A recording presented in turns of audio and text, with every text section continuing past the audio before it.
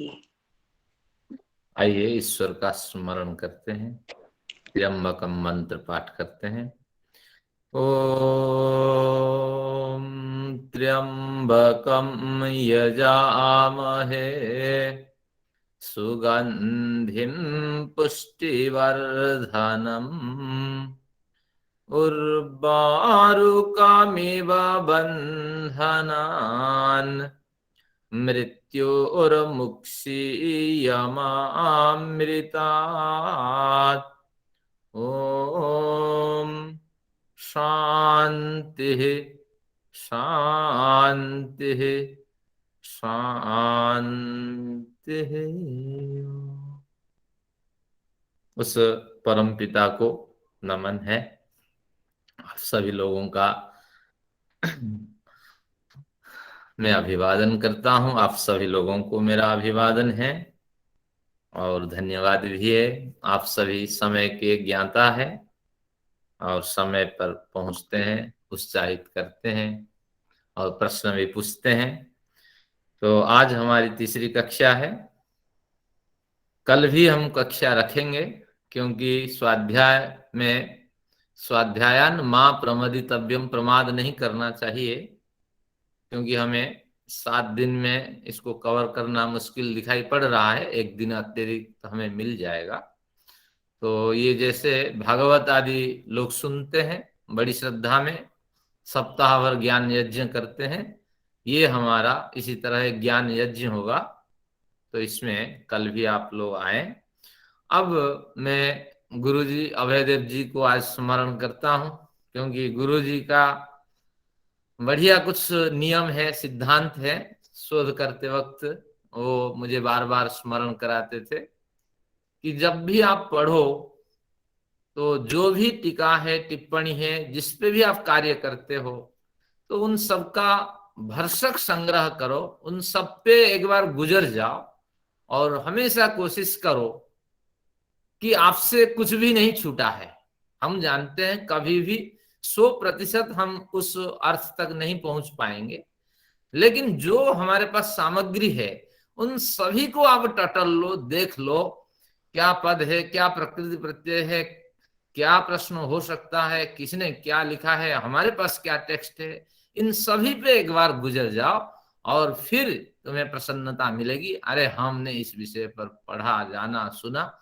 तो इसी तरह आप भी मन बनाइए। ईशोपनिषद दोबारा आप पढ़ेंगे, लेकिन उतनी रुचि के साथ नहीं पढ़ेंगे जितनी रुचि के साथ आपने पहली बार मेरे साथ स्वाध्याय किया है। तो अब उन बिंदुओं को स्पर्श करते हैं गुरुजी का स्मरण करते हुए ईशोपनिषद में। अब मैं कुछ प्रश्न आप लोगों के समक्ष रखूंगा, तो आप उत्तर दें। केवल 5-7 मिनट के बाद फिर हम विषय पर आएंगे। मैंने जब जीवात्मा का प्रकरण पढ़ाया था तो उसमें मैंने गुण, कर्म, स्वभाव और स्वरूप की बात की थी। ये स्वरूप से आप क्या समझते हैं? महर्षि जी ने तो गुण, कर्म, स्वभाव की टिप्पणी कर दी, सब क्या गुण है, क्या कर्म है, क्या स्वभाव है। ये स्वरूप से मैंने क्या चर्चा की थी, स्वरूप से क्या अभिप्राय है, आप मुझे बताएं। एक व्यक्ति बताएं, एक प्रश्न स्वरूप पूछ रहा। हाँ, अनुराधा जी स्वरूप बोल से रही है। जैसे कि आकार है, अणु है या नहीं है उसमें। जैसे वो असंगो है हम कहते हैं, तो संग नहीं है तो आकार उसमें नहीं है, आकार नहीं है, अणु भी नहीं है, तो ये स्वरूप है आत्मा का। तो ऐसे परमात्मा का भी है असंगो एवं पुरुष, तो ऐसे बढ़िया। ही जीवात्मा भी है, तो ये स्वरूप है उसका। और कैसा विस्तृत है, सारे में फैला हुआ है, एक देशीय है, अल्पज्ञ है, सर्वज्ञ है, ये सब उसके जो है वो स्वरूप में आ जाएंगे। फिर इसके गुण अलग हैं आत्मा के, जैसे आपने बताया था कि जो नहीं, जो स्वाभाविक प्रश्न है गुण। उतने में रहेंगे, सभी को अवसर मिलेगा। स्वरूप से कभी भ्रांति में नहीं रहना कि गुण, कर्म, स्वभाव तीनों मिल जाने से स्वरूप बनता, ये नहीं है। अगर होता तो महर्षि उसको पृथक से नहीं लिखते। हम्म। भले ही महर्षि ने स्वरूप की चर्चा ना की हो, लेकिन वो अंडरस्टूड है। स्वरूप का मतलब है आकार से है हम्म। और उसका आयतन से है, परिणाम परिमाण से है। हाँ परिमाण पर भी 24 गुणों में एक गुण है। हाँ। परिमाण का मतलब है एक फैलाव है। तो हाँ, विभु परिमाण ईश्वर है, ये इसका स्वरूप है। स्पेस ईश्वर। में आप कितनी जगह घेरते हैं, हाँ, जो भी स्पेस है आकाश में, उसमें आप कितनी जगह घेरते हैं, और तो घेरते हैं ये या नहीं प्रश्न, घेरते हैं। इस प्रश्न का उत्तर अनुराधा जी से मिल गया है। तो अनुराधा जी अब पार्टिसिपेट नहीं करेंगी, सुनेंगी। अब अगला प्रश्न मैं रखता हूं आप लोगों के समक्ष कि जैसे हमारे जीवनलाल जी ने रखा, गुण और स्वभाव, इन दोनों में क्या भिन्नता है? हमें तो क्रिया में तो भेद दिखाई पड़ता है, ईश्वर पालन करता है, संहार करता है, विनाश करता है, इसमें तो कोई संदेह ही नहीं है। गुण और स्वरूप में क्या भिन्नता है? स्वभाव में, हाँ, गुण और स्वभाव में क्या भिन्नता है? क्या स्वभाव अलग है, गुण अलग है? शायद ये प्रश्न का उत्तर आप दे पाएंगे। गुण आचार्य जी, जो मैंने समझ पाया हूँ, गुण में सर्वव्यापकता है, तो अनंत गुण है। जब वो सर्व हमारे हृदय आकाश में भी विराजमान है, तो ये सबसे बड़ा गुण है। और ये निराकार सत्ता होने से उसके अनंत गुण है, वो स्वरूप है निराकार, और निराकार स्वरूप में आता है, तो ये स्वभाव में आ गया निराकार। तो ये दोनों मिक्स हैं, तो थोड़ा सा क्लियर, अब आप आगे करेंगे इसको। ठीक है, गुण और स्वभाव की चर्चा चल रही है, स्वरूप की चर्चा तो हो गई है। तत्वतः देखा जाए गुण और स्वभाव में कोई भिन्नता नहीं है। इस पे हम लोग जब पढ़ते थे, गोष्ठियां करते थे, क्योंकि ईश्वर के सामने जो कुछ है वो उसका स्वभाव ही है, क्योंकि ईश्वर के पास सारा स्वाभाविक गुण ही है। लेकिन ईश्वर की जब हम उपासना करेंगे तो कुछ विशेष उसके स्वभाव की हम कल्पना करते हैं।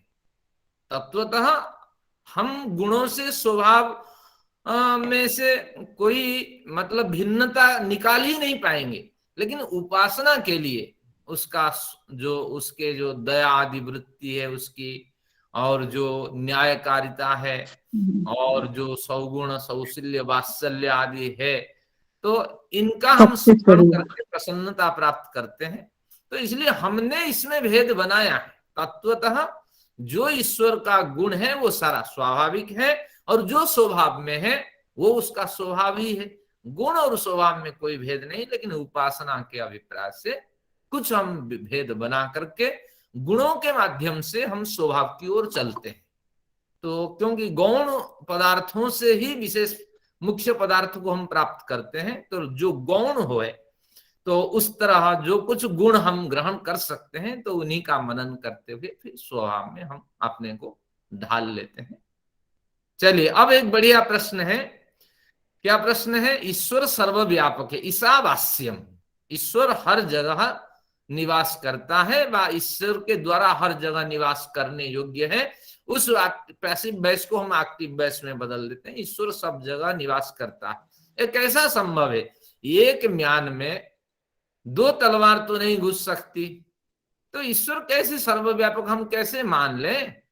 क्या हम कहीं चले जाएं, हमारे अंदर ईश्वर घुस जाए, या ये धरती कहीं चली जाए, या सृष्टि कहीं चली जाए, फिर ईश्वर उसके अंदर घुस जाए, तो कैसे ये संभव है? तो इसका क्या समाधान आपके पास है? क्योंकि आगे आपको पढ़ना है, पढ़ाना है, मनन चिंतन करना है, इसका समाधान भी हो जाना चाहिए। इस प्रश्न का उत्तर जो पार्टिसिपेट कर चुके हैं वो नहीं देंगे दूसरों को। आचार्य जी, एक चीज पूछनी थी। जो हम स्वरूप में कह रहे थे, तो ईश्वर का जो सच्चिदानंद स्वरूप जब मानते हैं, तो हम तो उपासना में सच्चिदानंद स्वरूप उस रूप में लेते हैं। तो आपने जो बताया उस स्वरूप इसमें, तो फिर वो समझ नहीं पड़ा मेरे तो। हाँ, एक बढ़िया प्रश्न है। हम जो प्रश्न उठाए थे उसका समाधान करते हैं, पहले इसका समाधान कर लेते हैं। ईश्वर के स्वरूप जो है, क्योंकि उसके सभी गुण स्वरूपाकार है, स्वाभाविक है, लेकिन शास्त्रकारों ने कुछ स्वरूपों पे विशेष फोकस किया है। सत्यम ज्ञानम अनंतम ब्रह्म, प्रज्ञानम ब्रह्म, अयम आत्मा ब्रह्म, तो इत्यादि, और सच्चिदानंदम ब्रह्म। इन कुछ पंक्तियों पे बड़े आचार्यों ने बड़े सूत्र लिखे और इस पे अधिक बल दिए, और विशेष करके वेदांत दर्शन पे इस पे बड़ा काम हुआ है। तो इस दृष्टि से फिर स्वरूप का हम दो लक्षण करते हैं, एक तटस्थ लक्षण, एक ये स्वरूप लक्षण। तो जिसमें विशेष आचार्यों का मत है, सिद्धांत है, उपनिषद में प्रमाण मिल जाते हैं, तो उसी को हम ग्रहण करते हैं। साधना के अंतिम स्तर पे उसी को हम उठाते हैं, वो है सच्चिदानंदम ब्रह्म। एक बार सत्र हुआ था, मैंने बताया था कि जन्माद्यस्य यतः जिससे उत्पन्न पालन संहार होता है, ये इसके तटस्थ लक्षण है, सामान्य लक्षण है। और सामान्य लक्षण का अभ्यास करते हुए सच्चिदानंदम ब्रह्म में हमें अपने को विलीन कर लेना है।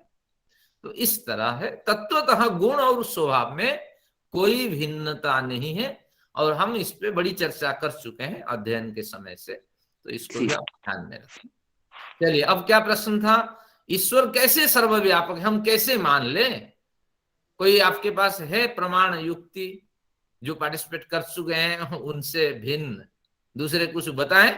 अग्निहोत्री जी बताएं, आप बड़ी रुचि श्रद्धा रखते हैं, संकोच नहीं, आप बताएं, अनम्यूट हो जाइए। हाँ, हमारे चौधरी साहब हैं, रंजना माता जी है, बताइए। रश्मि जी है, क्या प्रमाण है? ईश्वर कैसे सर्वव्यापक है? छोटे से कोई प्रमाण दे के आप समझाएं, व्यापक प्रमाण। नमस्ते आचार्य जी। पूर्ण जगत में जी, हाँ जी, हाँ, जहां जहां रचना हुई है, जहां जहां जगत चेतन शक्ति चेतन है, वहां वहां तो प्रमाण मिलते ही हैं। जगत चेतन और है। जो अचेतन भी है, जैसे चंद्रमा वगैरह जो नक्षत्र हैं, वे भी अपनी एक गति में चल रहे हैं, उनकी गति बदलती नहीं है।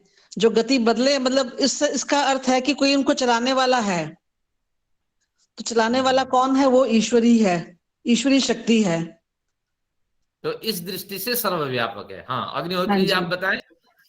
हाँ जी, मैं थोड़ा सा इसको विज्ञान से जोड़ना चाहूंगा कि जैसे हम वैज्ञानिक दृष्टिकोण से देखते हैं कि इस पूरे ब्रह्मांड में अगर हम अग्नि रूप में ईश्वर को की तरह अगर हम उसको देखें, तो किसी भी पदार्थ का, जीवित या मृत या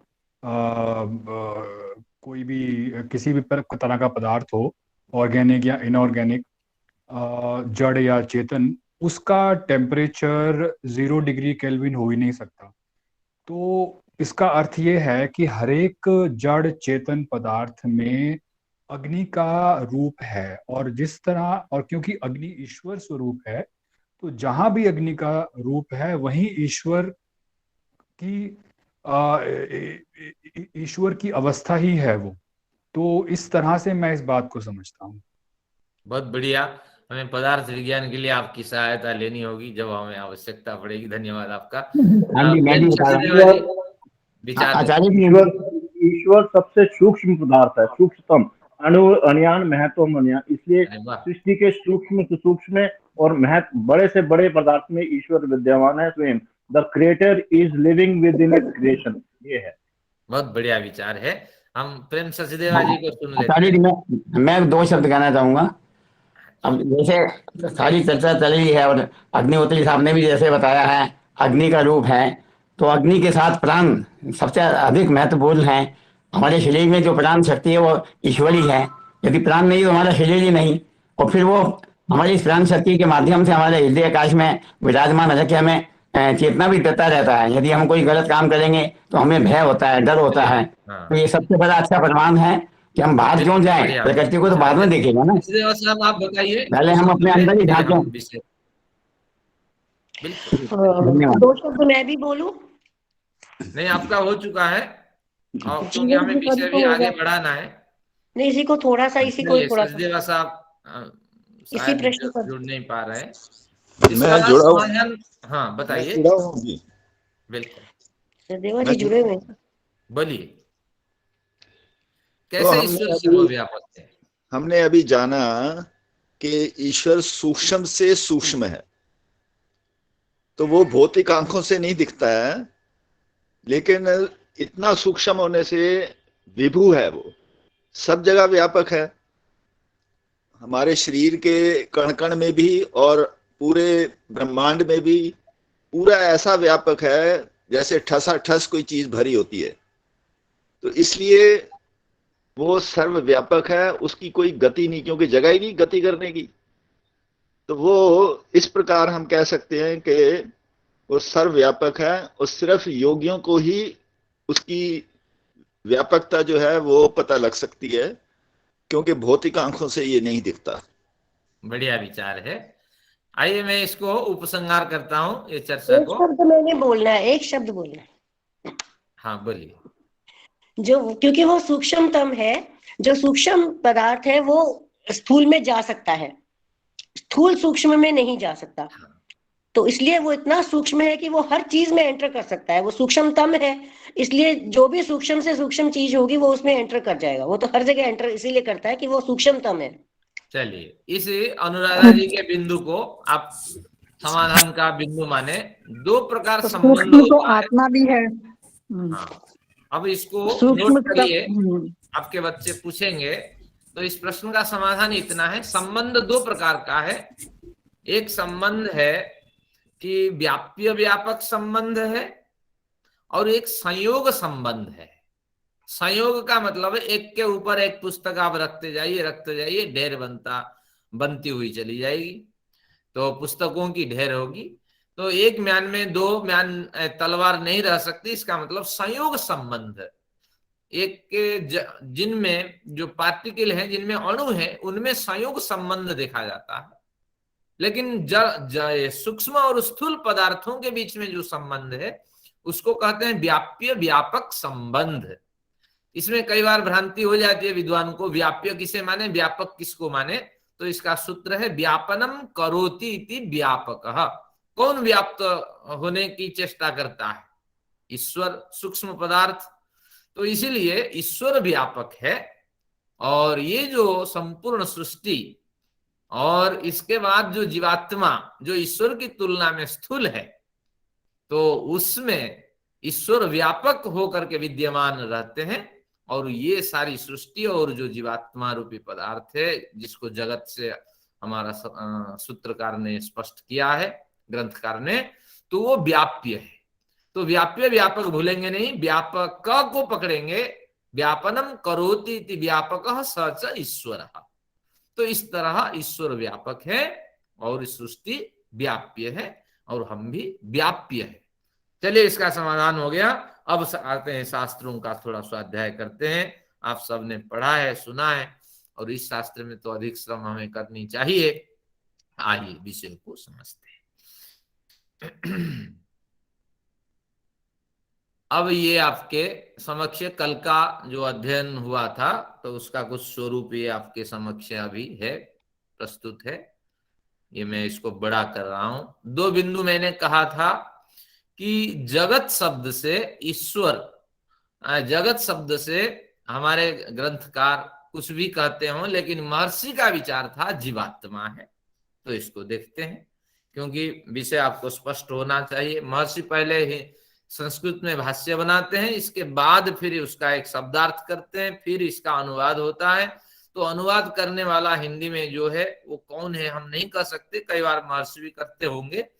तो अब देखते हैं कि ईशावास्यम इदम सर्वम यत्किंच जगत्याम जगत। यहाँ जगत शब्द में देखिए ये जो पंक्ति है, तो महर्षि क्या कहते हैं इस पंक्ति को, कि ये जो जगत है, यद गच्छति तत्, वही जगत है जो गमन करता है। तो कहाँ गमन करता है? गम्यमानायाम सृष्टौ। तो गम्यमानायाम सृष्टौ का मतलब है कि जो सृष्टि गतिशील है, तो इस गतिशील सृष्टि में जो गमन करता है, तो कौन गमन करता है इस सृष्टि में?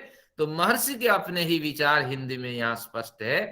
क्या विचार है कि इसको अगले में देखते हैं, अगले पृष्ठ पे। तो इसमें महर्षि का विचार क्या है, गम्यमान आयाम सृष्टों को कैसे खोलते हैं।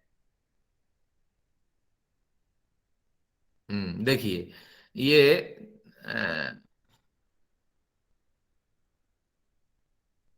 तेन त्यक्तेन आया, शायद इसी में कहे, ये जगत चर प्राणी मात्र है। तो वहां महर्षि इसको तो यहाँ क्लियर नहीं किए, यद गच्छति, इस सृष्टि में जो गमन करता है, लेकिन जब अर्थ करे तो बिल्कुल स्पष्ट कर दिए, ये जो कार्य सृष्टि है, इसी कार्य सृष्टि में जो गतिशील प्राणी है, और प्राणी स्पष्ट शब्द उल्लेख करके उन्होंने कहा ये जीवात्मा ही है।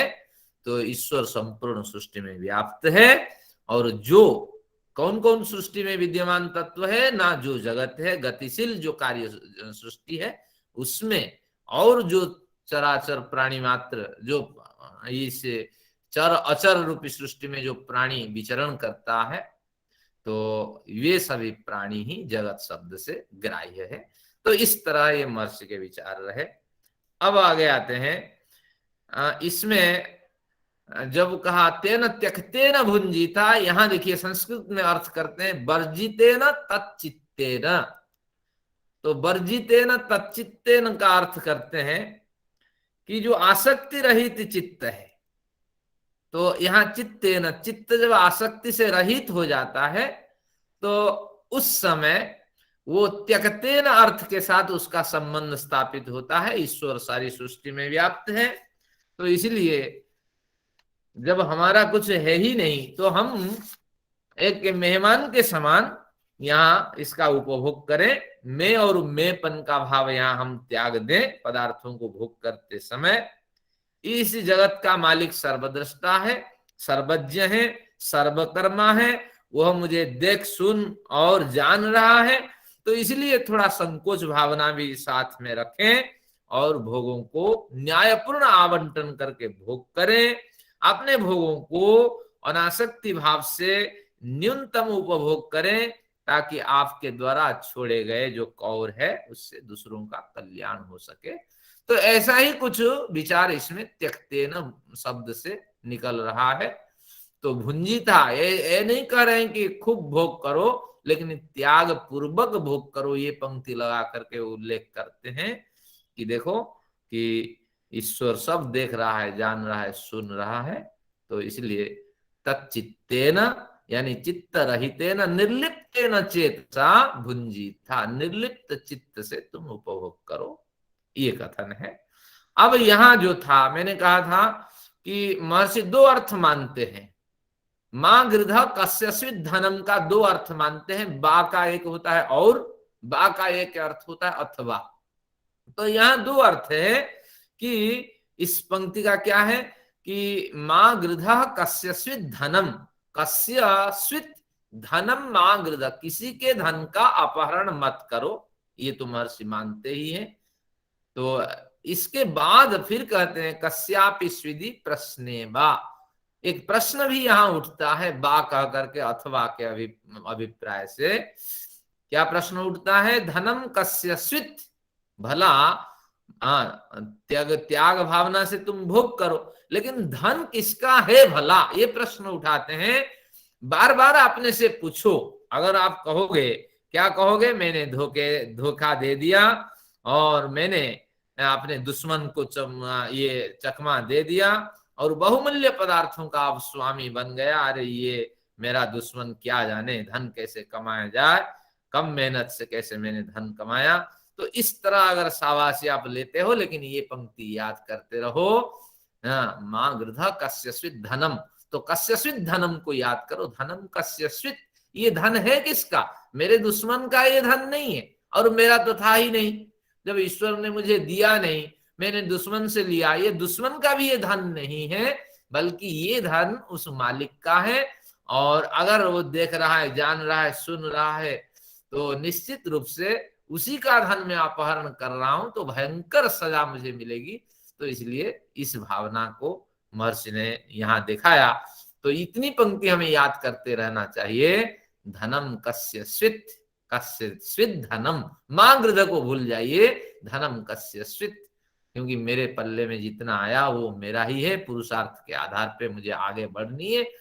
अगर हम किसी का धन अपहरण करते हैं तो महर्षि कहते हैं प्रश्ने वा, इस तरह एक प्रश्न आपने आप उठाइए, फिर समाधान आपको मिल जाएगा। अब एक तीसरा अर्थ जो सभी के लिए ग्राह्य है, वो अर्थ यहाँ भी लेते हैं। तो वो अर्थ क्या है? वो यहाँ स्मरणीय है।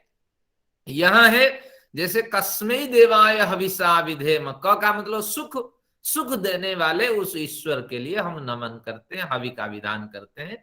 तो यहाँ क का अर्थ सुख है, तो सुख देने वाले उस ईश्वर का ये धन है। तो कस्यस्वित धनम का मतलब, स्वित का मतलब ही, तो कस्य का मतलब है सुख देने वाले उस ईश्वर के, कस्य सुख प्रदस्य तस्य ईश्वरस्य धनम स्वित्, सुख देने वाले उस ईश्वर का धन है। तो इसीलिए जो हमारे लिए सुख देता है, हमारी योग्यता से हमें अधिक धन देता है, अधिक सम्मान देता है, अधिक प्रतिष्ठा देता है, तो हम उसके साथ गद्दारी करते हैं, हम उसको धोखे में रखते हैं, लेकिन वो हमसे शक्तिशाली है। निश्चित रूप से भयंकर सजा हमें मिलेगी। अरे जिस थाली में खाएं उसी थाली में उसी पत्तल में छेद करें, तो ये जैसे न्याय संगत नहीं है।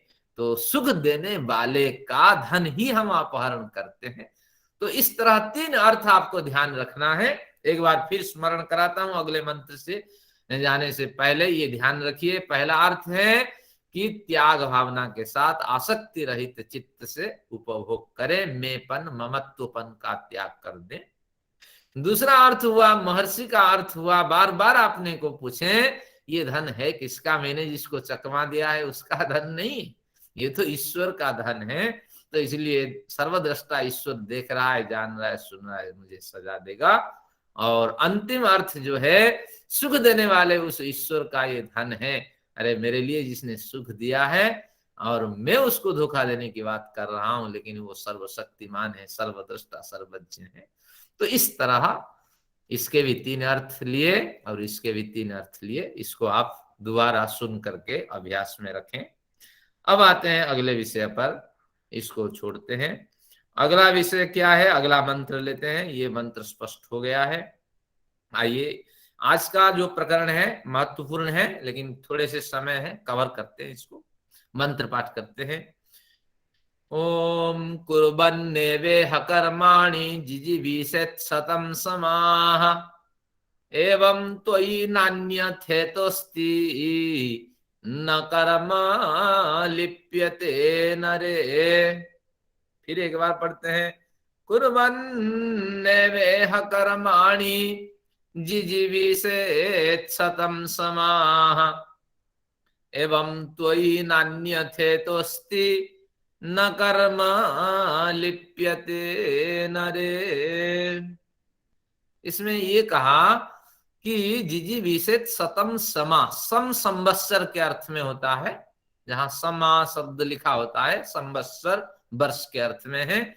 तो जिजीविषेत् शतं समा, यहाँ इसको तोड़ दिया गया, 100 साल जीने की इच्छा करें। तो ये पहले हम क्या करते हैं, इसके सामान्य सा अर्थ निकालते हैं, फिर जहां विसंगतियां हैं महर्षि से समाधान करते हैं, फिर दार्शनिक विचार इसमें रखते हैं। तो ये सामान्य अर्थ का स्तर है, 100 साल जीने की इच्छा करें, शतं समाः जिजीविषेत्।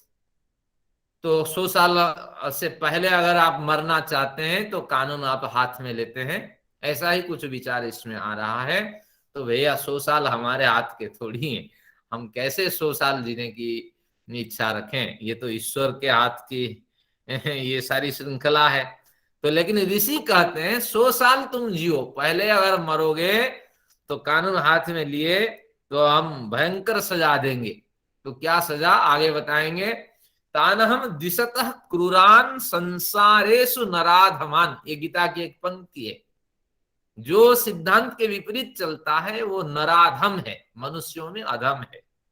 तो उन लोगों को क्रूरान, वो क्रूर मनुष्यों, उन क्रूर मनुष्यों को क्षिपामि अजस्र मसुभा नासुर स्वेव जोनिषु, अजस्र असुरी योनियों में मैं घुमाता उनको। अब असुरी योनि क्या है अगले पंक्ति में वो स्पष्ट करेंगे, इस श्लोक का महत्व जानेंगे। तो सिद्धांत को हाथ में नहीं लेना, कभी भी 100 साल पहले आत्महत्या नहीं करनी। अब 100 साल की संगति ये होगी कि लंबी आयु जीने की इच्छा करें। क्यों लंबी आयु से क्या हो जाएगा, अगर अकर्मणीय हो जाएंगे, असमर्थ हो जाएंगे तो लोग कहेंगे अरे ये जल्दी निकल जाए। तो लंबी आयु जीने से क्या होगा, एक वेद का और प्रमाण में आपके समक्ष देता हूं। एक मंत्र में कहा शतमिन्नु शरदः, 100 शरद में जीऊं। शतमिन्नु शरदो सन्ति देवा यत्रानश्चक्रा जरसम तनूनाम, और 100 साल तक मेरे शरीर में जरावस्था न आए। तो इसका मतलब है मैं कुश्ती, कसरत, व्यायाम आदि करके लंबी आयु तक मैं अपने को स्वस्थ रखूं। तो क्या होगा इसमें, पुत्रासो यत्र पितरो भवन्तु, जब मेरे बेटे पुत्र लोग पितर बन जाएं, यानी जब बेटों के बेटे हो जाए, यानी मैं अपनी पीढ़ी के लोगों के साथ जीवन जिया, बेटे के पीढ़ी के लोगों के साथ जीवन जिया, और पोते नाती पोते के की जो पीढ़ी है उनके साथ जीवन जी लूंगा, तो मुझे एक लंबी आयु मिलेगी, एक बड़ा अवसर मिलेगा, तो मैं मनन चिंतन कर पाऊंगा, ध्यान साधना निधिध्यासन आदि कर पाऊंगा। तभी मुझे लगेगा कि वास्तविक रूप से मैंने अगले जन्म के लिए कुछ पाथेय इकट्ठा कर लिया। तो इसलिए हर व्यक्ति को लंबी आयु चाहिए। यही तो त्र्यंबकम मंत्र में कहा जाता है कि जब सुगंधि मुझ में आ जाए, मेरा जस फैल जाए, जब सुगंधि पुष्टि मुझ में आ जाए, यानी जिन अध्यात्म मार्ग में मैं यात्रा करना चाहता हूं उसमें जब मुझे पुष्टि मिले, सफलता मिल जाए, तभी मृत्यु और मुख्य, तभी मृत्यु के बंधन से मुझे छुड़ा लेना है। ईश्वर पहले मत छुड़ाना, और अगर आप मुझे मुक्ति लोक में पहुंचा देते हो तो वहां भी थोड़ा मुझे रोक देना थोड़ी देर के लिए।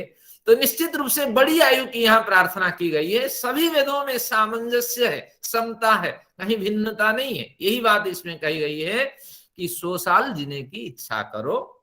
लेकिन यहाँ जो है कुर्बन्नेवेह कर्माणि, कर्मों को करते हुए 100 साल जीने की इच्छा करो। तो अगर कर्मों को करते हुए हम सक्रिय रहें, स्वस्थ रहें और फैक्ट्री चलाते रहें, बिजनेस करते रहें, और इस तरह अगर जीवन जीते हैं, अपने काम भी हम अपने कर लेते हैं, क्या फर्क पड़ता है। तो अगर 100 साल जीते हैं, क्या सभी हमें पसंद करेंगे? एक प्रश्न उठकर खड़ा हुआ।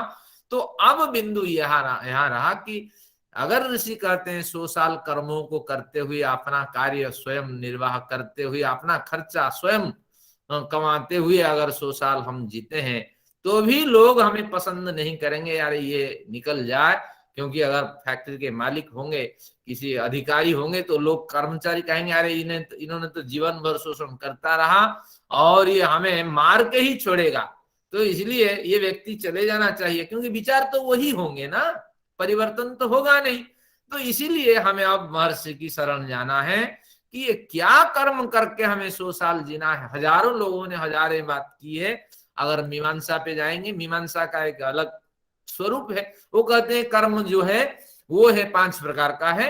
एक कर्तव्य क्या है? काम्य कर्म, नित्य कर्म, नैमित्तिक कर्म, काम्य कर्म, निषिद्ध कर्म, प्रायश्चित कर्म। इस तरह वो व्याख्या कर करके हमें परेशान कर देते हैं, कुछ समझ में आता नहीं है। उसकी इन 5 कर्मों का जो स्पष्टीकरण मैं यहाँ नहीं करूंगा, क्योंकि यहाँ जो चर्चा का विषय है कि ये क्या कर्म है जिसको करते हुए हमें 100 साल जीना है और सभी लोग आदर करें, सम्मान करें, लंबी उम्र जीना है।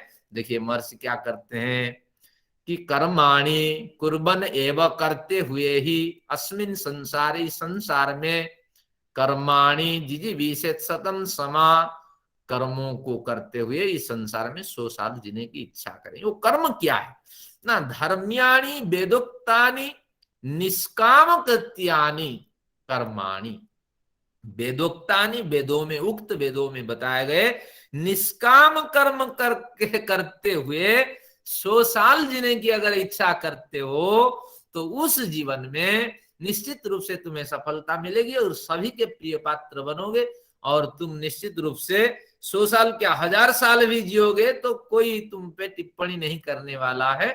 तो इस तरह ये कौन कहते हैं ना? महर्षि कहते हैं। अब निष्काम कर्म क्या है, इसको जब तक नहीं खोलेंगे तभी तक समझ में नहीं आएगा। और वेदों में कहाँ बताइए, कहाँ निष्काम कर्मों का उल्लेख है, किसे निष्काम कर्म कहा गया है? अगर हम छोटी सी शब्दावली में कहेंगे निष्काम कर्म, तो यही है कि पुरुषार्थी बने रहो, यानी पुरुषार्थ करो, कर्मशील बने रहो, और क्या करो? परोपकारी बनो, सेवाभावी बनो, ब्रह्मचर्य का धारण करो, विद्योपासक बनो, धार्मिक बनो, शुभ और श्रेष्ठ कर्मों का संपादन करो। तो ये सब वेदों में बताए गए हैं और इसी को हम निष्काम कर्म कहते हैं। अब कहाँ है कुछ वेदों का प्रमाण हमें दीजिए। महर्षि ने तो कुछ नहीं दिया क्योंकि उनको भाष्य करना था, इनकी चर्चा नहीं करनी थी। आइए कुछ वेदों के संदर्भ में देता हुआ फिर आपको आगे ले जाता हूं। देखिए वेदों में बढ़िया चर्चा हुई है। यम नियम का पालन करना ही ये प्रथम निष्काम कर्म है। वेदों में यजुर्वेद में आता है, क्या कहता है कि अग्ने व्रतपते व्रतम चरिष्यामि, हे व्रत के पालक मैं व्रत का आचरण करना चाहता हूं। यहाँ व्रत शब्द से अभिप्राय है यम नियम का पालन करना। जो यम नियम का पालन करता है निश्चित रूप से वो व्रत का आचरण करता है, निष्काम कर्म का आचरण करता है। निष्काम कर्म को भी खोल लेते हैं ताकि आपको विषय और स्पष्ट हो जाए। दो तरह के मार्ग हैं, मुक्ति की ओर जाना है या भोगों की ओर जाना है। जिनकी भोगों की तृप्ति नहीं हुई है तो वो भोगों की ओर जाएंगे, क्योंकि जिन्होंने गरीबी से जीवन जिया है, पैसे क्या होता है वो देखा नहीं, बढ़िया पकवान क्या होता है देखा नहीं, तो उनकी इच्छा कभी इस ओर होगी नहीं। और किसी सत्संग के कारण, स्वाध्याय के कारण भले हो जाए अलग बात है, लेकिन स्वभावतः वो इच्छाएं नहीं होगी। तो इसीलिए निष्काम की ओर जो जाने वाले हैं वो मुक्ति की ओर जाने वाले हैं। इस जन्म से बेहतरीन जन्म की इच्छा करने वाले हैं। देखिए हमें इस समय क्या है, ठंड और गर्मी की पीड़ाएं मिल रही है, साथ में वृद्धावस्था की पीड़ाएं मिल रही है। पग पग पे हमें क्या होता है, असम्मानित होना होता है। आयु के हिसाब से कोई पूछता नहीं, अरे बुढ़वा, अरे ये बूढ़ी, इस तरह शब्द हमें सुनने को मिलता है जो हम नहीं चाहते। हमारे बच्चे भी कहते हैं, अरे ये बूढ़ी को ये खाना पहुंचाओ, बूढ़े को ये फलाना द्रव्य पहुंचाओ। तो ये शब्द असम्मानजनक शब्द हमें सुनने को मिल रहे हैं। तो निश्चित रूप से इन सभी को भांपकर हमें सोचना चाहिए कि ऐसा हमें ऐसा एक मार्ग मिले, ऐसा एक जन्म मिले, ऐसी एक प्रजाति मिले और हम वहां चले जाएं, उस जन्म को प्राप्त करें। तो निश्चित रूप से शास्त्रों का अध्ययन करने से वो बताएंगे मुक्ति ही हमारा गंतव्य। अगर मुक्ति रूपी गंतव्य को लक्ष्य करके आप कर्म करते हैं, वो सारे कर्म निष्काम कहलाएंगे। ऐसा नहीं कि हमने कर्म किया, कोई फल की चाह नहीं रखी, वो निष्काम है, बात वो नहीं है। क्योंकि मुक्ति को लक्ष्य करके जितने भी कर्म किए जाएंगे सभी निष्काम होंगे, फल की चाह किसी में नहीं रहेगी और परमार्थ के लिए ये सारा प्रयत्न होगा और स्वयं भी आप प्रतिपालित होंगे, दूसरों को लाभ पहुंचेगा। कोई टिप्पणी ही नहीं कर सकता।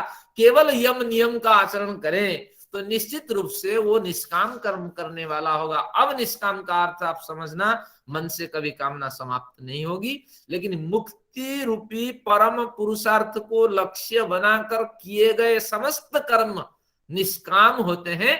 वहां कोई लालच होता ही नहीं है, कोई धोखा देने का सवाल होता ही नहीं है, बल्कि यम नियम से चलने वाला व्यक्ति कभी परों को पीड़ित नहीं करता। अहिंसा से इसकी यात्रा शुरू होती है और निश्चित रूप से स्वयं भी स्वस्थ रहता, दूसरों को कल्याण की ओर ले जाता। जैसे बीए पढ़ने वाले व्यक्ति को नौकरी मिलती है, लेकिन ये नहीं पूछा जाता इसने बीए कर रखा है लेकिन इसने मैथ पढ़ा या नहीं, इसने इंग्लिश पढ़ी या नहीं, ये नहीं पूछा जाता जिस तरह। तो उसी तरह निष्काम कर्म कहते ही वहां फलासक्ति नहीं है, ये बात उठती ही नहीं है।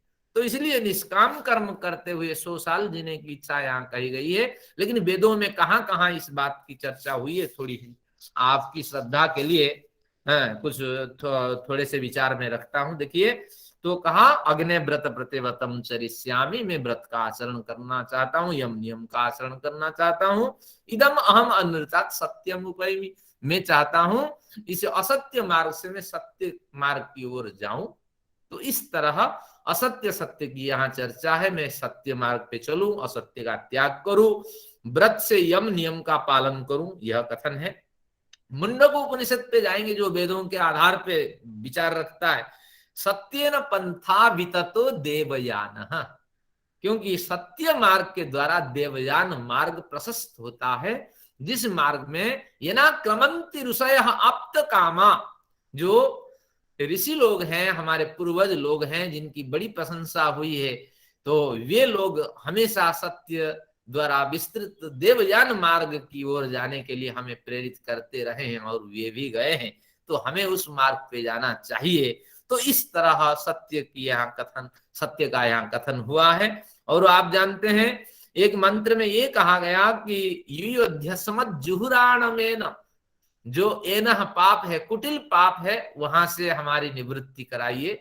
यानी असत्य मार्ग को छोड़ने की बात कही गई है। एक मंत्र में यहां तक कहा कि इदमाप प्रवहत यत्किंच दूरिता मई, और यदवाहम अभिदुद्रोह यदवा सेप उतानृतम। इसमें क्या कहा गया कि हे मेरे उत्तम संकल्प, तुम क्या करो, यत्किंच दूरितम मई प्रवहत, तो जो मुझ में बुराइयां हैं उनको सब तुम बहा ले जाओ। यदवाहम अभिदुद्रोह, आज तक जिन जिन लोगों को मैंने द्रोह की भावना से देखा है, तो उन सभी भावनाओं को आप मेरे से समाप्त करो। और यदवासे पौतानृतम, जिन जिन लोगों को गाली देने का मैंने विचार बनाया, गाली दी है, उसके लिए मुझे क्षमा करो।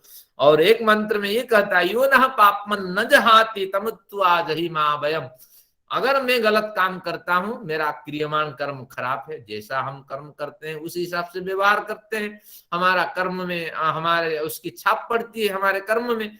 तो अगर मेरा क्रियमाण कर्म खराब है और प्रारब्ध भी साथ दे रहा है कि गलत काम करो, तो कहते हैं आज समझ गया, अगर ये नहीं छोड़ता है ये पाप मेरा साथ, तमुत्तु आज ही महाभयम, में संकल्प लेके कहता हूं आज से इस काम को करना मैंने छोड़ दिया, तो इस तरह मेरी संकल्प की पूर्ति करो। तो ये सब वेदों के वचन हैं। तो वेदोक्तानि निष्काम कृत्यानि, ये इसका अभिप्राय है कि अगर 100 साल हम जीना चाहते हैं, लंबी आयु जीना चाहते हैं, भीष्म लंबी आयु जिए, कृष्ण 126, राम 110, तो इस तरह अगर हम लंबी आयु जीना चाहते हैं, तो इसमें बिना टकराहट के साथ अगर जीना चाहते हैं, तो वेदोक्त निष्काम कर्म करते हुए हम जीवन जिए, ये इसका अभिप्राय है। फिर आगे क्या कहते हैं, अब मंत्र स्पष्ट हो गया, पहली पंक्ति कि वेदों द्वारा प्रतिपादित निष्काम कर्म करते हुए 100 साल जीने की इच्छा करें। एवं तोई नरे कर्म न लिप्यते, तो इस तरह जीवन जीने वाले तुझ नर में, हाँ, नर का मतलब है, स्वामी जी बढ़िया अर्थ करते हैं, नयन कर्तरी, अपने व्यवहार को संपादित करने वाला। नर का मतलब, नेता का मतलब जो आगे आगे ले जाए, नर का मतलब भी वही है, नयति नरः। तो इसलिए अपने जीवन को विकास की ओर ले जाने वाला जो है वो नर है। तो ऐसे नर के लिए इस तरह जीवन अगर वो जीता है, तो उस नर में, इस तरह जीवन जीने वाले नर में न कर्म लिप्यते, जो पाप है, गलत कर्म है, कौन कौन कर्म नहीं लिप्त होते हैं, अधर्मम अवैदिकम मनोर्थ संबंधी कर्म, अधर्म कर्म का प्रवेश नहीं करता। अवैदिक कर्म जो वेदों में नहीं बताए गए हैं, निषिद्ध जिन कर्मों को करना है, तो वे कर्म अधर्म कर्म। और मनोर्थ, मन में जो जो भावनाएं आती हैं, हाँ बढ़िया मैं भोग भोगूं, और इस भोग को मैं आसक्ति रहित न होकर के भोगूं, ये तो है मेरा भोग, मैं इसको बेहतरीन ढंग से भोगूं। अगर मुझे क्या करना है, संभोग आदि में प्रवृत्त होना है, तो दवाई आदि के सेवन से इसका बड़ा आनंद लूं। तो इस तरह आप उपलक्षण से, दृष्टांत से समझ जाएं। तो इसलिए अगर इस तरह मनोर्थ संबंधी कर्म का उपभोग करना चाहते हैं, तो ऐसे व्यक्तियों में इसकी छाप नहीं पड़ती है। तो इस तरह जीवन जीने वाले, वेदोक्त कर्म निष्काम कर्मों का संपादन करके जीवन जीने वाले ऐसे लोगों पर अवैदिक कर्मों का छाप नहीं पड़ती है। फिर यहाँ कहा न अन्यथा इतः अस्ति, यहाँ दर्शन का विषय है। न अन्यथा इतः अस्ति का मतलब कोई दूसरा मार्ग नहीं क्या, वेदोक्त कर्म करना बड़ा कठिन है, यम नियम का पालन करना, समय पे संध्या करना, समय हो गया है अब समय पे ध्यान करना, समय पे जागना, इससे भिन्न कोई तो मार्ग होगा। अरे हजारों रास्ते होते हैं, ईश्वर अगर एक रास्ता बंद कर देता है तो हजारों रास्ते अभी खुले हैं, ऐसे हमने सुने क्या नहीं है। इस तरह अगर मन में प्रश्न उठा, कहते न अन्यथा इतः अस्ति, कि कोई दूसरा मार्ग है नहीं कि तुम अधर्म और अवैदिक कर्म से रहित हो जाओगे। अगर अधर्म अवैदिक कर्म से युक्त होगे तो क्या होगा, न सती मूल तद विपाक जाति आयु होगा, जाति आयु भोग की प्राप्ति हो जाएगी, बढ़िया जन्म आपको मिलेगा या गलत जन्म मिलेगा, और उसी हिसाब से आयु निर्धारित होगी। सर्प हो जाए तो 12 साल, कुत्ता हो जाए तो 12 साल, हाथी हो जाए तो 50 साल, पेड़ हो जाए तो 500 साल, इस तरह आपकी आयु निर्धारित होगी, और उस हिसाब से भोग मिलेगा, जैसा आपका कर्म होगा भोग इस तरह होगा। तो इस तरह अब दार्शनिक विचार पे चलते हैं कि निश्चित रूप से ये अन्यथा कर्म क्या है। ये अन्यथा कर्म को हम अगर खोलते हैं, हमारे जो योग दर्शन पढ़ने वाले विद्यार्थी हैं वो स्मरण करें, योग दर्शन के चतुर्थ जो कैवल्य पाद है उसमें 7वां सूत्र है, आज जाके स्वाध्याय करिए, कर्मा शुक्ला कृष्णम योगिनः त्रिविधम इतरेषाम।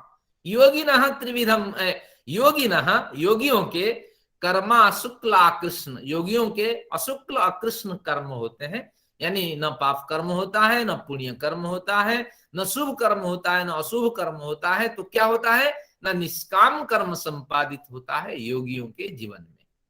लेकिन त्रिविधम इतरेषाम, जो योगी नहीं है, भोगी है, भोग की ओर प्रवृत्त है, उनके पास 3 तरह के कर्म दिखाई पड़ते हैं। क्या क्या कर्म है, शुक्ल कर्म, कृष्ण कर्म, शुक्ल और कृष्ण कर्म। इसको सरल भाषा से कर दें, पुण्य कर्म, पाप कर्म और मिश्रित कर्म। अब कर्म श्रृंखला जो लोग नोट करते हैं इसको नोट करिए। कर्म 2 प्रकार के हैं। क्या कर्म 2 प्रकार के हैं, एक सकाम कर्म है, एक निष्काम कर्म है। निष्काम कर्म केवल योगियों के लिए होता है। कौन, अग्नि, वायु, आदित्य, अंगिरा, ब्रह्मा से लेके जैमिनी तक हमारे सभी आचार्य, बल्लभ, निम्बार्क, माध्व, शंकर, चैतन्य, ये सभी, और रामानुज और हमारे महर्षि दयानंद, ये सभी योगियों के कर्म है, निष्काम कर्म है, क्योंकि वेदोक्त निष्काम कर्म में वो व्रती है। चलिए, अगर ये निष्काम कर्म हो गया तो फिर अब दूसरा कर्म क्या है, सकाम कर्म। सकाम कर्म की 3 श्रृंखलाएं हैं। सबसे निचली जो श्रृंखला है उसका नाम है पाप कर्म या अशुभ कर्म। ये सकाम क्यों, क्योंकि कामना पूर्वक इसमें कार्य किया जाता है, कम मेहनत और भोग अधिक। अरे एक दिन मेहनत करेंगे, ज्यादा से ज्यादा 1000 रुपए एक मिस्त्री को मिलेंगे या 1500 2000 मिल जाए। अगर चैन छीन के भाग जाए, भैया 2 माह बैठ के खाएंगे, 2 क्या, अगर बढ़िया चैन है, आजकल तो 50-60 हजार सोना पहुंचा है, 2 अगर 10 ग्राम का 20 ग्राम का मिल जाए तो आराम से खाएगा बैठ करके, 4-6 माह आने की आवश्यकता ही नहीं है। तो देखिए, इसको कहते हैं पाप कर्म है। पाप कर्म सकाम, कामना यहाँ बलवती कामना है, तो इसलिए सबसे निकृष्ट कर्म जो है पाप कर्म है, उसका नाम अशुभ कर्म है। और कामना से प्रेरित ये कर्म होता है। जो कर्म कामना से प्रेरित होता है उसके लिए क्या मिलता है, सती मूले तद विपाक जात्यायुर्भोग, उससे कर्माशय बनता है। कर्माशय के आधार पे फिर उसको जाति आयु भोग की प्राप्ति होती है। लेकिन निष्काम कर्म में न जाति आयु भोग की प्राप्ति होती है, निश्चित रूप से वहां उसका विकास होता जाता है और जीवन मुक्त होते होते वो मुक्ति को प्राप्त करता है। चलिए, अब सकाम कर्म की 3 श्रृंखला है। सबसे निकृष्ट कर्म है पाप कर्म, अशुभ कर्म। उससे थोड़ा ऊपर उठे जो आप नौकरी पेशा व्यक्ति हैं, हम सब नौकरी पेशे व्यक्ति हैं, और जो क्या करते हैं, व्यापार करते हैं ये भी, और जो खेती करते हैं ये भी। ये संपूर्ण जो हमारी जो समझदारी परंपरा है, जो हम सब बैठे हुए हैं, सब मिश्रित कर्म के अंदर आते हैं। थोड़ा सा पाप, थोड़ा सा पुण्य। हाँ, हम जब पढ़ाते हैं, जब नौकरी आदि में रहते हैं तो पूरी ईमानदारी 100% हम में नहीं दिखाई पड़ती है, तो इसलिए वहां मिश्रित कर्म होता है। फिर जब समझते हैं, ज्ञान होता है, तभी विकास होता है। नहीं तो एक दुकान खोल करके क्या करते हैं, हम चिप्स बेचते हैं, कुछ नहीं, रामदेव के जो प्रोडक्ट है वही बेच लेंगे, हानि क्या है, हम तो कुछ कर ही रहे हैं। तो इसलिए सरकार हमारे ठेका ले रखा है। हम जिस फील्ड के व्यक्ति हैं उस फील्ड पे अगर काम करते समाज में बड़ा परिवर्तन होता। लेकिन कुछ नहीं, अरे पेंशन तो आ रही है बैंक में, थोड़ा हम भी तो कमाए, क्योंकि वेदों में कहा कर्म करते हुए 100 साल जीना है, तो इसलिए कमाई तो चाहिए। ये ज्ञान नहीं होता है, तो इसलिए हम सब मिश्रित कर्म के अंदर आते हैं। और व्यापारी, कोई अच्छे व्यापारी मिलते हैं, उनके कुछ गलत कर्म थोड़े से होते हैं, अच्छे कर्म भी अधिक होते हैं। कई व्यापारी ऐसा ज्यादा मुनाफा की ओर वो मिश्रण करते हैं, तो उनके क्या होता है कि जो कर्म है ज्यादा उनके गलत कर्म होते हैं और कम अच्छा कर्म होता है, क्योंकि व्यापार के माध्यम से देश को समृद्ध करते हैं, टैक्स भरते हैं। तो निश्चित रूप से इस तरह आप समझ लेना चाहिए, अशुभ कर्म से ऊपर उठेंगे तो मिश्रित कर्म, और मिश्रित कर्म के ऊपर उठेंगे तो पुण्य कर्म। ये पुण्य कर्म है क्या, पुनातेति पुण्यम, जिस काम को करके हमें बड़ी प्रसन्नता मिलती है, अरे हमने मदद कर दी। बजाज साहब और मैं हमेशा हम मेट्रो में यात्रा करते हैं, लोग उठ करके एक सीट दे देते हैं, देखिए उनको भी तकलीफ होती है, लेकिन हाँ जी आप बैठिए बैठिए, सिस्टम बना हुआ है, वो देना नहीं चाहता लेकिन सिस्टम के आधार पे देता है, लेकिन कुछ तो वो देना न चाहने के कारण उसका पाप कर्म होता है और देता है सिस्टम के आधार पे, कुछ पुण्य कर्म होता है। अगर बड़ी त्याग भावना के साथ वो देता है तो निश्चित रूप से उसका पुण्य कर्म होता है। तो ये जो पुण्य कर्म है वो कई बार दिखावे के लिए होता है, कई बार सम्मान पद प्रतिष्ठा के लिए होता है। तो निश्चित रूप से पुण्य कर्म भी सकाम होता है। तो कोई पैसे दिया, किसी बड़ी संस्था है आपकी, या कोई वार्षिक उत्सव है, किसी ने पैसे दिए, 5,000 दिए, आपके पास देने के लिए इच्छा नहीं है, लेकिन अब क्या है, हिरियादेयम भियादेयम, लज्जा से भी देना होगा, तो आपने दिया, तो निश्चित रूप से ये सब फल मिलेगा, लेकिन इसका फल जो है पुण्य फल मिलेगा। तो इस तरह आप समझ लेना चाहिए, आप अनुमान लगाए, जितना अच्छा कार्य करते हैं तो उसके पीछे ये, अगर निष्काम भावना से वो अच्छे कर्म करते हैं तो निष्काम के कैटेगरी में आएगा, नहीं तो अगर वहां कुछ सम्मान पद प्रतिष्ठा की इच्छा से कुछ है और निश्चित रूप से वो आपके पुण्य कर्म में जाएगा। और जो आप व्यापार बिजनेस करके अपने परिवार आदि का भरण पोषण करते हैं वो सब मिश्रित कर्म है, और कम मेहनत और ज्यादा कमाई, ये जो भावना है, और दूसरों को धोखा पीड़ा आदि देनी है, तो ये सब आपका अशुभ कर्म है, पाप कर्म है। तो कर्म इस तरह हुआ। अब क्या कहता है, न अन्यथा इतः अस्ति, अगर वेदोक्त निष्काम कर्म का अनुष्ठान नहीं करते हैं, दूसरे कर्म का अनुष्ठान करते हैं, तो अब निष्काम कर्म के भिन्न कौन सा कर्म बचा, सकाम कर्म। तो आपके कर्म इन 3 कैटेगरी में से कोई सा कर्म हो सकता है। अगर पुण्य करते हैं तो भी जन्म मिलेगा, अथवा श्रीमताम गेह योग भ्रष्टो विजायते, अच्छे परिवार में जन्म होगा, तो वहां भी आपको ऋणी होना पड़ेगा, माँ के बाप के, ठंडी गर्मी से आपको लड़ना पड़ेगा, फिर दंगा होगा, मुसलमान हिंदू ईसाइयों की दंगा होगा, जिसके कारण तलवार भी चलेगी आप पे और आपके गर्दन भी कट सकती है।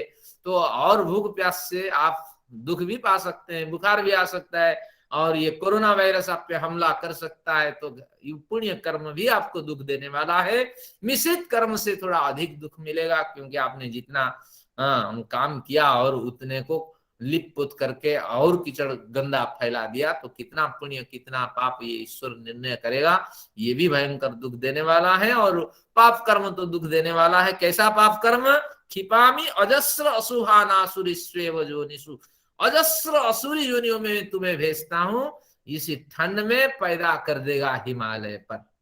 अब एक पेड़ के रूप में आप पैदा है, भैया यहाँ होते तो आपके फल भी कोई खाता, कोई आपका कल्याण करता, वहीं आप पड़े रहेंगे, आपके फल भी कोई नहीं खाएगा, आपकी फूल की सुगंधी चाहे कितनी हो कोई परवाह नहीं। अब ठंडी आएगी आप छिटोड़ते रहेंगे, सर्दी आएगी, गर्मी आएगी, और आखिर में वहीं वर्षों कई हजार वर्ष जीने के बाद वहीं आप लुढ़क जाएंगे, खाद के रूप में बदल जाएंगे या कुछ होगा, लेकिन किसी के काम नहीं आने वाले हैं।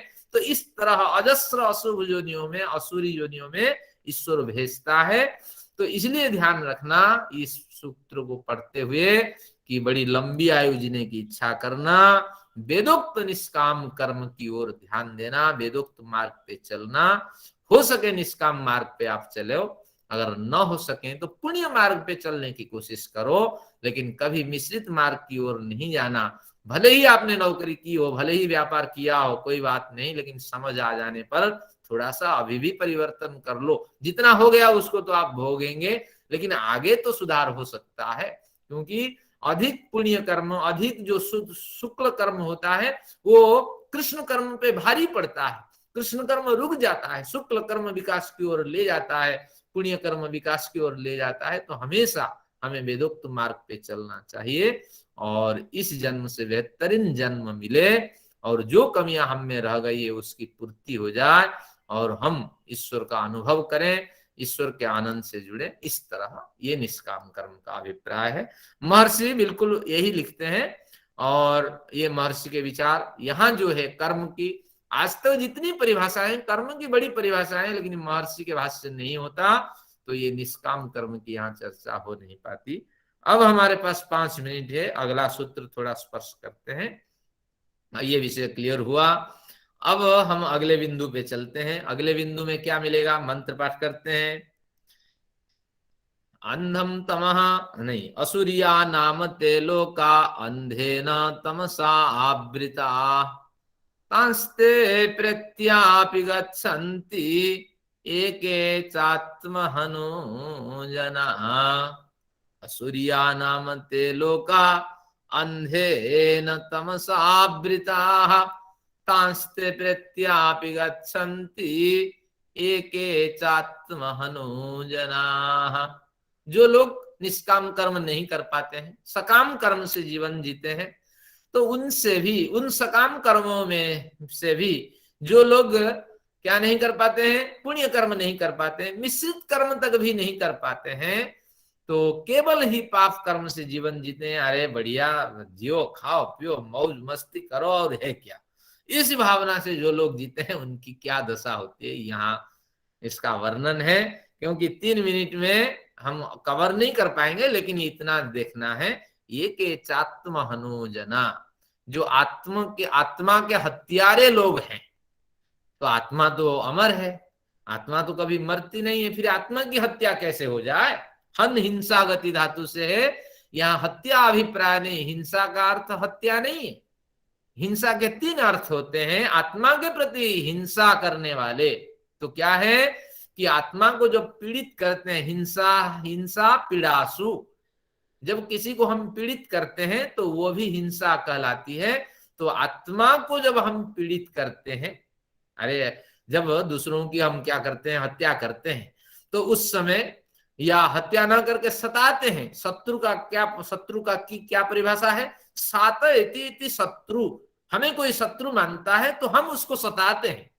तो इसीलिए अगर दूसरों को हम पीड़ित करते हैं तो वो निश्चित रूप से हत्यारा कहलाता है। तो इसी तरह आत्मा को हम पीड़ित करते हैं हत्या आदि के माध्यम से, और दुख आदि देने के माध्यम से, असम्मान और गुस्सा आदि व्यक्त करने के माध्यम से, जब हम किसी आत्मा को पीड़ित करते हैं, तो ये बात आती है।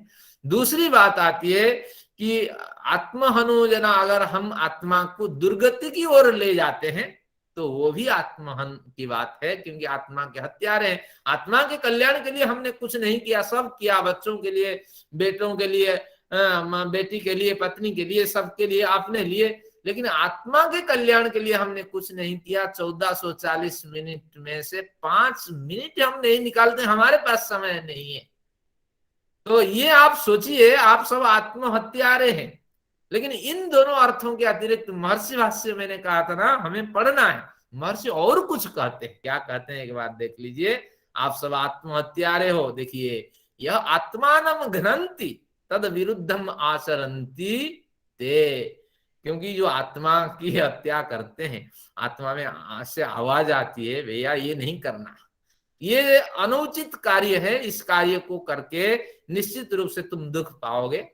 क्योंकि आत्मा में हमेशा आवाज आती है। आइए मुर्गे को काटने वाले से पूछिए कि निश्चित रूप से उसके अंदर से आवाज आती है कि ये मैं गलत कार्य कर रहा हूं, लेकिन वो उसको दबा देता है। और कोई वो अपने आप विचार तर्क उठाता है, और कोई तो ऐसा कार्य नहीं जिससे मैं धन कमा सकूं, इस दुकान में न बैठूं तो और कहाँ बैठूं, इतने कम मतलब पूंजी से मैं इतनी बड़ी रकम कैसे कमाऊं।